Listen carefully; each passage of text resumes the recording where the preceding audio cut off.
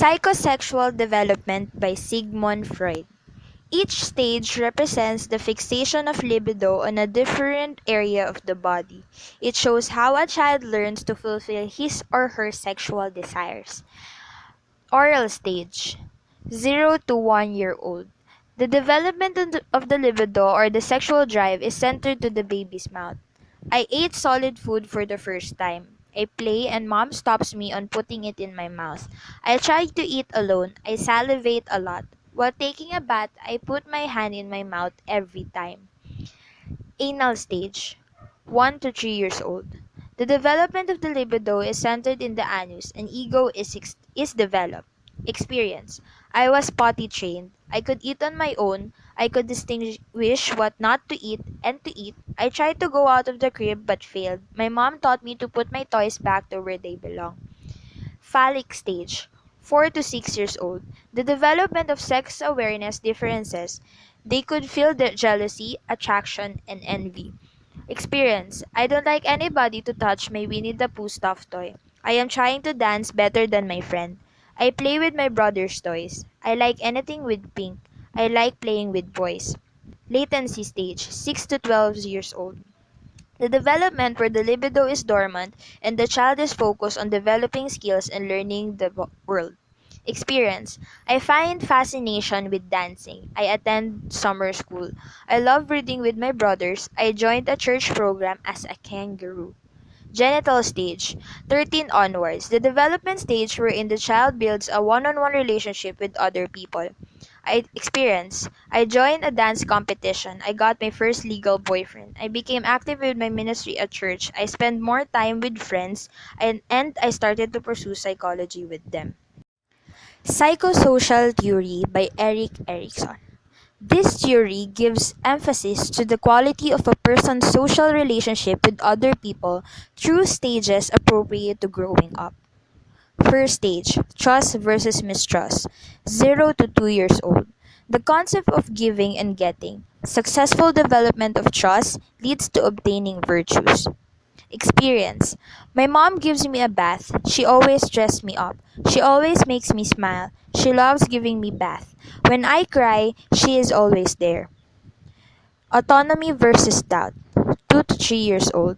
The period of separation, individuation, and toilet training. Experience. I try standing up. I stole my mom's scarf. They strapped me on the car seat and let me on my own. I like walking on my own. I am clean when eating. Initiative versus guilt. 3 to 6 years old. Developed by exploring and accepting challenges. Experience. I tried to play with medals and papers. Eating chips on my own. Formed my costume on my own. I finished eating before my bro. I tried using the phone. Industry versus inferiority. 6 to 12 years old. The child's performance now is being judged and evaluated. Experience. I earned the most outstanding in summer school. I joined Star Scout. I was praised after performing.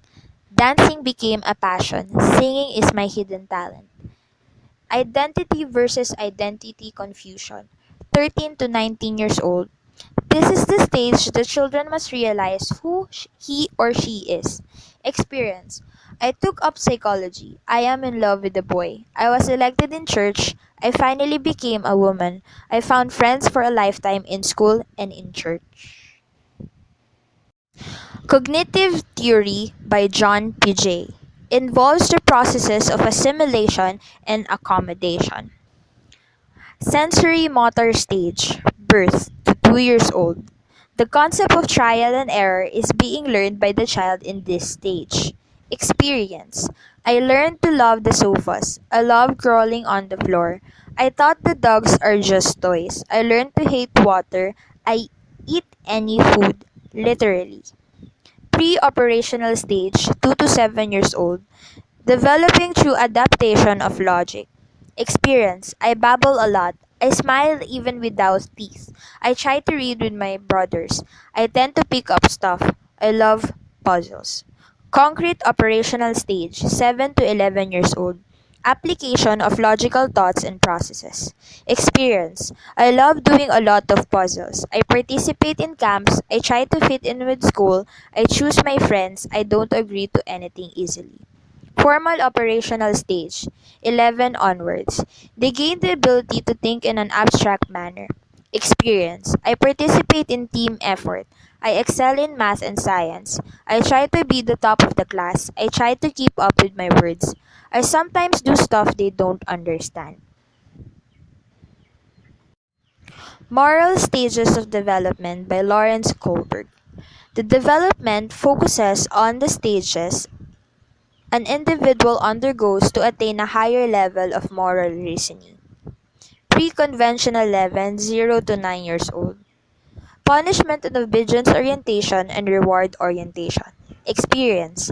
I receive donuts. My mom gives me ice cream. Put me on timeout. They don't let me play when I do bad. I receive a kiss after being good. Conventional level. Adolescents and adults. Good boy, good girl, and authority. Experience. I disobeyed my mom once. I won as an officer in school. I was called by the principal. I got out of school without permission. I follow my mother's curfew. Maslow's Hierarchy of Needs by Abraham Maslow. Needs of our cognitive process to satisfy. First need, physiological needs, essentials of life such as food, drinks, and etc. Experience, my mom gives me clothes to wear. I swallowed the coin once and they took me to the hospital. I always have a full belly. We live in a nice house. My mom enrolls me to a private school instead of public. Second need, safety needs. This protection from dangers in the environment. Experience. Once my brother protected me on falling from our bed. My brothers are always alert about me. They panic when I start to catch my breath. I feel safe when walking. My parents are highly protective of me. Attachment needs. Acceptance and love. Experience. When I met my college friends, I was happily accepted by our church youth ministry. I had two legal boyfriends. I became part of a running party list back in high school. I ran my own club. Esteem needs. Competence, respect from others, and the self. Experience. I admire doctors or nurses. Nurses. I know my limitations. I like speaking with others, performing and doing a great job. Earning the highest honor in summer vacation school. Self-actualization needs encompass the needs of self-expression, creativity, and a sense of connectivity. Experience. I pursue psychology. I made my own stories and know my limitations in writing. I choreograph a dance. I speak for the youth. I have my own ministry. Attachment Theory by John Bowlby.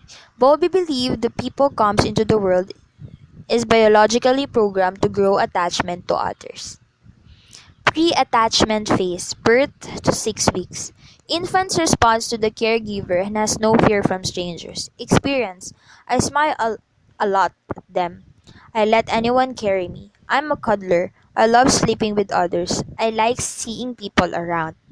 Attachment in making phase 6 weeks to 8 months. Develops trust and knows who is stranger and not. Experience. I always want my brother to carry me. I hate Goofy a lot. I am shy. I don't like being held by the hand. I prefer hugging someone I know instead of someone else. Clear-cut attachment phase. 8 months to 2 years old. Attachment to the familiar people and knows exactly who becomes evident. Experience. Doesn't want to be separated to my mom. I hate being alone. I would want to play with other. I try to stay home than go. I respond to people I know. Formation of reciprocal relationship, 2 years and onward. Independence and compromising of one goal with the caregiver. Experience. Going to college and pursuing psychology instead of accountancy.